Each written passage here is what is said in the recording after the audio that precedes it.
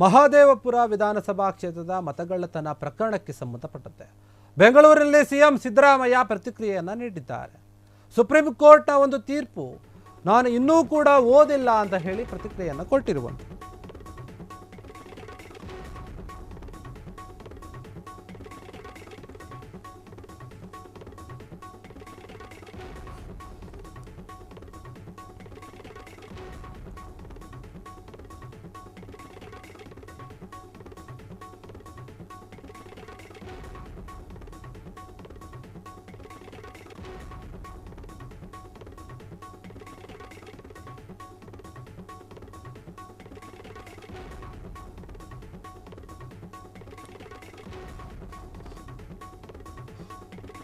ಮಹದೇವಪುರ ವಿಧಾನಸಭಾ ಕ್ಷೇತ್ರದ ಒಂದು ಮತಗಳ್ಳತನ ಆರೋಪಕ್ಕೆ ಸಂಬಂಧಪಟ್ಟಂತೆ ಪ್ರಕರಣಕ್ಕೆ ಸಂಬಂಧಪಟ್ಟಂತೆ ಸಿಎಂ ಸಿದ್ದರಾಮಯ್ಯ ಅವರು ಪ್ರತಿಕ್ರಿಯೆ ನೀಡಿದ್ದಾರೆ. ಏನು ಸುಪ್ರೀಂ ಕೋರ್ಟ್ ತೀರ್ಪು ಕೊಟ್ಟಿದೆ ಅದು ನನಗೆ ಗೊತ್ತಿಲ್ಲ, ನಾನು ಇನ್ನೂ ಕೂಡ ಓದಿಲ್ಲ. ರಾಹುಲ್ ಗಾಂಧಿ ಅವರು ಈ ಒಂದು ಕ್ಷೇತ್ರದ ಬಗ್ಗೆ ಅಲ್ಲಿ ಮತಗಳ್ಳತನ ಆಗಿದೆ ಅನ್ನುವಂಥದ್ದನ್ನು ಸಾಕ್ಷಿ ಸಮೇತವಾಗಿ ಇಡೀ ದೇಶದ ಜನತೆಯ ಮುಂದೆ ಇಟ್ಟಿದ್ದು. ಯಾಕಂದರೆ ಬಿಜೆಪಿ ಕೆಲವೊಂದು ಕ್ಷೇತ್ರಗಳಲ್ಲಿ ಮತಗಳ್ಳತನ ಮಾಡಿನೇ ಚುನಾವಣೆಯಲ್ಲಿ ಗೆಲ್ಲೋಕೆ ಸಾಧ್ಯವಾಗಿದೆ ಅಂತ ಹೇಳಿ ಆರೋಪವನ್ನು ಮಾಡಿದರು.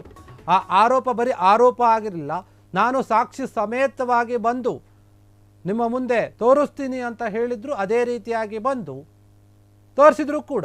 ನೋಡಿ, ಈ ರೀತಿಯಾಗಿ ಆಗಿದೆ, ಈ ರೀತಿ ಮತಗಳ್ಳತನ ಆಗಿದೆ, ಇಷ್ಟು ಜನರದ್ದು ಆಗಿದೆ ಅಂತ. ಸುಮಾರು 1 ಲಕ್ಷಕ್ಕೂ ಹೆಚ್ಚಿನ ಒಂದು ಮತಗಳು ಕಳ್ಳತನ ಆಗಿವೆ, ಮೋಸ ಆಗಿದೆ, ಮೋಸ ಮಾಡಿನೇ ಬಿಜೆಪಿ ಗೆದ್ದಿರುವಂಥದ್ದು ಅನ್ನುವಂಥ ರೀತಿಯಲ್ಲಿ ರಾಹುಲ್ ಗಾಂಧಿ ಅವರು ಹೇಳಿದರು. ಈ ಒಂದು ವಿಚಾರಕ್ಕೆ ಸಂಬಂಧಪಟ್ಟಂತೆ ಬೆಂಗಳೂರಿನಲ್ಲಿ ಸಿಎಂ ಸಿದ್ದರಾಮಯ್ಯ ಅವರು ಪ್ರತಿಕ್ರಿಯೆಯನ್ನು ಕೊಟ್ಟಿದ್ದಾರೆ. ಸುಪ್ರೀಂ ಕೋರ್ಟ್ನ ಒಂದು ತೀರ್ಪು ಏನಿದೆ ಅದನ್ನು ನಾನು ಇನ್ನೂ ಕೂಡ ಓದೇ ಇಲ್ಲ, ಕೌಂಟಿಂಗ್ ಮತ್ತು ರೀಕೌಂಟಿಂಗ್ ಮಾಡಬೇಕಂತ ಹೇಳಿ ನನ್ನ PA ಈಗ ಹೇಳ್ತಿದ್ದಾರೆ.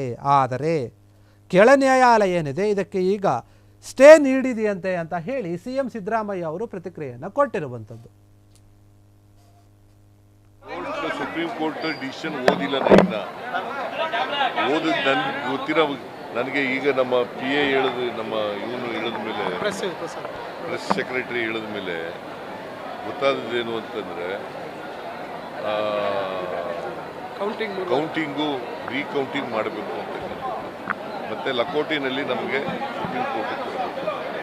ಮತ್ತು ಕೆಳ ಕೋರ್ಟ್ನವ್ರು, ಹೈಕೋರ್ಟ್ನವ್ರು ಏನು ಮಾಡಿದ್ರು ಅದಕ್ಕೆ ಸ್ಟೇ ಕೊಟ್ಟಿದ್ದಾರೆ. ಸುಪ್ರೀಂ ಕೋರ್ಟ್ ಡಿಸಿಷನ್ ಓದಿಲ್ಲ, ಓದಿದ್ ನನ್ಗೆ ಗೊತ್ತಿರೋ ನನಗೆ ಈಗ ನಮ್ಮ PA ಹೇಳಿದ, ನಮ್ಮ ಇವನು ಹೇಳಿದ ಮೇಲೆ, ಪ್ರೆಸ್ ಸೆಕ್ರೆಟರಿ ಹೇಳಿದ ಮೇಲೆ ಗೊತ್ತಾದದ್ದೇನು ಅಂತಂದರೆ ಕೌಂಟಿಂಗು ರೀಕೌಂಟಿಂಗ್ ಮಾಡಬೇಕು ಅಂತಕ್ಕಂಥದ್ದು. ಮತ್ತು ಲಕೋಟಿನಲ್ಲಿ ನಮಗೆ ಸುಪ್ರೀಂ ಕೋರ್ಟ್ ಕೊಡಬೇಕು. ಮತ್ತು ಕೆಳ ಕೋರ್ಟ್ನವ್ರು, ಹೈಕೋರ್ಟ್ನವ್ರು ಏನು ಮಾಡಿದ್ರು ಅದಕ್ಕೆ ಸ್ಟೇ ಕೊಟ್ಟಿದ್ದಾರೆ. ಸುಪ್ರೀಂ ಕೋರ್ಟ್ ಡಿಸಿಷನ್ ಓದಿಲ್ಲ, ಓದಿದ್ ಕ್ಷಣ ಕ್ಷಣದ ಸುದ್ದಿಗಳಿಗಾಗಿ ಫ್ರೀಡಂ ಟಿವಿ ಸಬ್ಸ್ಕ್ರೈಬ್ ಮಾಡಿ, ಲೈಕ್ ಮಾಡಿ ಹಾಗೂ ಫಾಲೋ ಮಾಡಿ. ಹೊಸ ಸುದ್ದಿಗಳ ನೋಟಿಫಿಕೇಶನ್ಗಾಗಿ ಬೆಲ್ ಐಕಾನ್ ಮೇಲೆ ಕ್ಲಿಕ್ ಮಾಡಿ.